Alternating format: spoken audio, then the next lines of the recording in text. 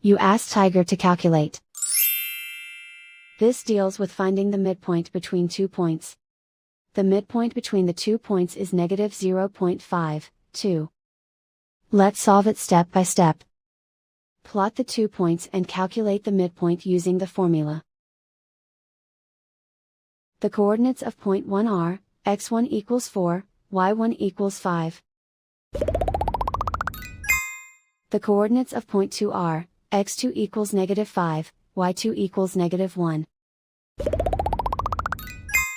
PM represents the midpoint of the 2 points.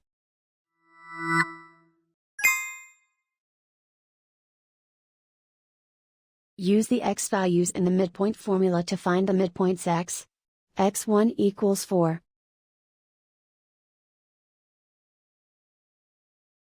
x2 equals negative 5.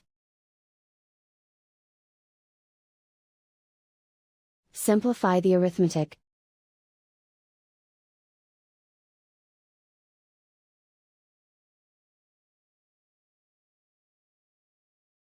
Use the y values in the midpoint formula to find the midpoints y. y1 equals 5. y2 equals negative 1. Simplify the arithmetic.